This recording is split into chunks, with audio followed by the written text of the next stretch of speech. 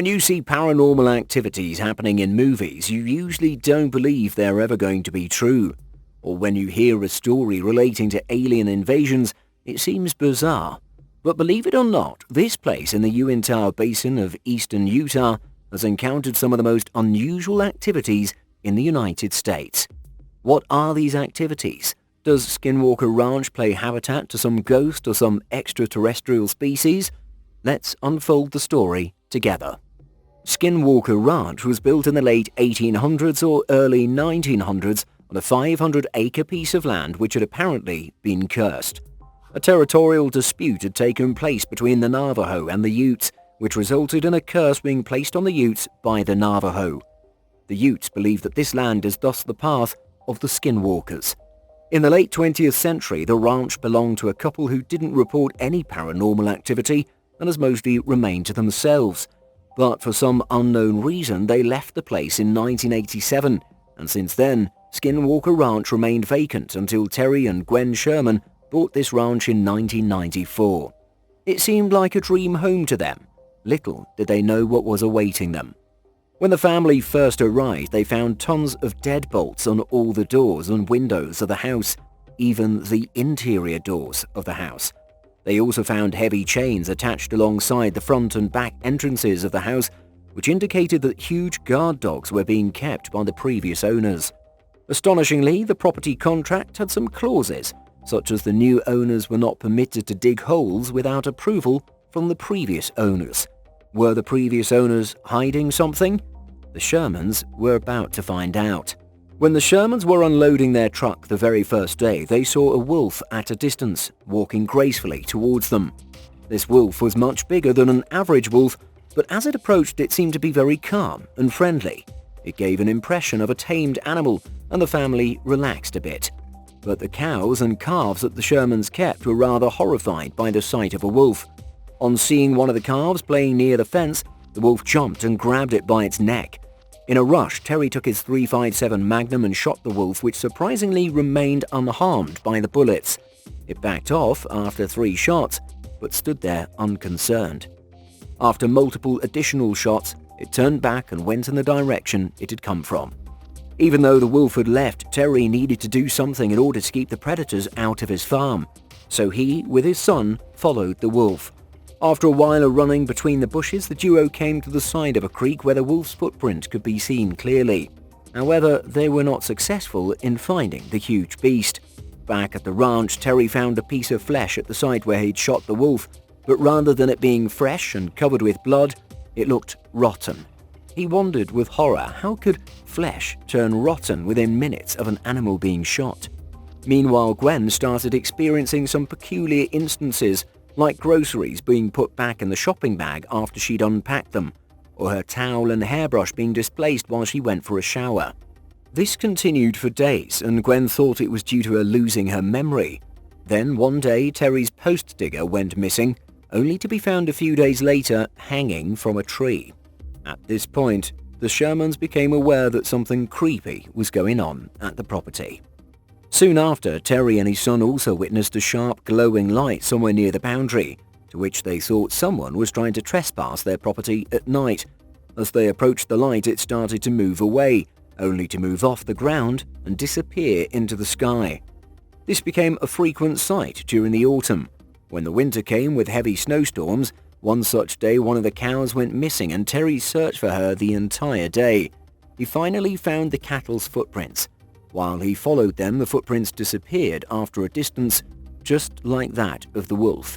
This gave Terry a chill down the spine. He returned home with a heavy heart. 4 more cows and bulls disappeared in the coming days, and Terry became frightened. He started guarding the ranch at night.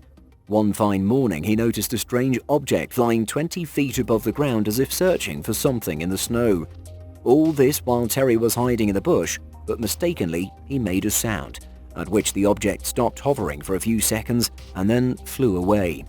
The disappearance of the cattle continued as the spring approached, but now they would reappear either dead or mutilated by sharply cutting out the flesh from the body. These bizarre activities continued throughout 1995. Skinwalker Ranch got creepier when black figures started appearing outside the house. These creatures were apparently coming in and out of bright orange lights that Gwen had witnessed a few times. These were different from the lights that Terry had seen earlier. It seemed to be some kind of opening. The lightning now became a frequent sight. The Shermans also witnessed aircraft entering and exiting through these openings. Blue-coloured orbs too started appearing soon after, though they were not very frequent. These lights were small in size but brighter than the orange ones, and they troubled the livestock. These blue meanies gave out vibrational signals, causing fear and anxiety in those who came close to the lights. These were so dangerous that they once killed 3 of Terry's guard dogs after they went barking towards them. Dogs had followed the light into the woods and didn't return that night. The next morning, when Terry and his son went in search of the dogs, what they found was terrifying. There were 3 piles of flesh encircled close to one another. This was the limit for the Sherman family. They couldn't take this anymore and decided to leave Skinwalker Ranch forever for their own good. The news of paranormal activities going on in Skinwalker Ranch reached the ears of Robert Bigelow. Robert was a multi-millionaire interested in strange activities and was in the process of setting up a National Institute of Discovery Science, also known as NIDS, which would be a well-funded team of scientists to investigate paranormal activities, and hence he offered to buy the ranch. The NIDS team moved to the ranch by September 1996.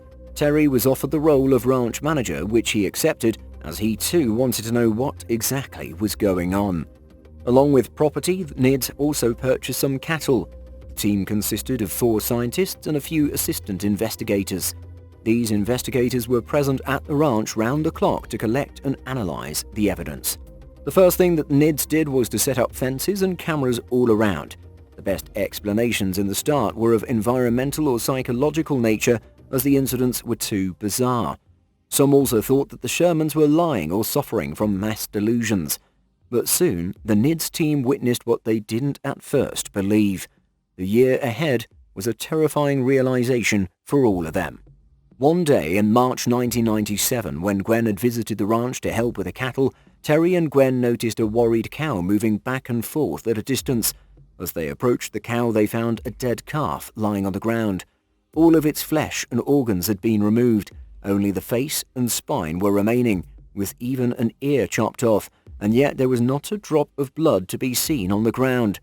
The NIDS veterinarian too found this absurd, as no such predator he knew could do this. The team started to search for evidence, and when they passed through a kennel, they found one more strange activity. All the dogs, which were normally spread across the ranch, had huddled in one place. A few days later, Terry and the team saw yellow shiny eyes far away in the dark woods, and they drove the truck towards them. Terry was in a rage after what happened to the calf. As he figured out it was some animal, he took his rifle and started shooting at the creature. After a few gunshots, when the creature left, the scientists examined the place. They found huge footprints, 20 feet apart from each other. The cattle and the dogs always had a horrific look in their eyes, as if some predator were hovering over them. On April 1st, yet another cow disappeared, but on the 2nd, something even more astonishing happened. Terry and Gwen were busy doing their work in the fields while they saw their 4 bulls moving around and eating grass at one corner of the ranch. Sometime later, all 4 bulls disappeared. Out of panic, Terry started searching for them. When he found them, they were confined in a non-operational truck.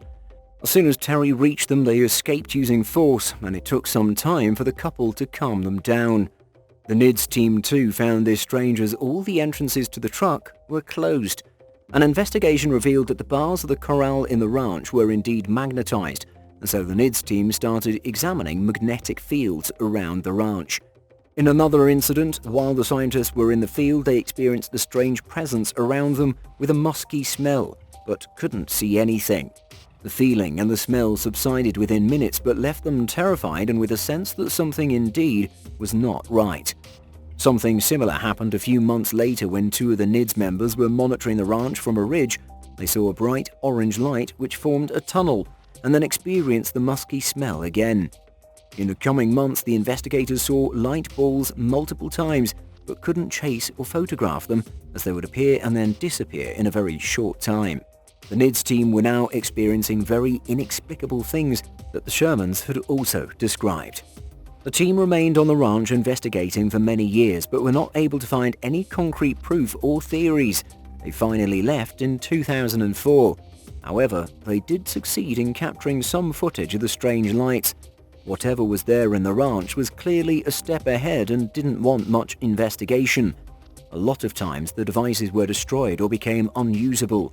But there is some footage and evidence from others visiting the surrounding area or the neighbors living around. Even today you can feel the presence of strong electromagnetic waves surrounding the area. Some people claim to have seen UFOs around the ranch. But the big question remains, what exactly is the tale of the Skinwalker Ranch? Are these occurrences just a hoax, or is it reality we don't have solid answers to? Could it be the base of extraterrestrial aliens or some other beings?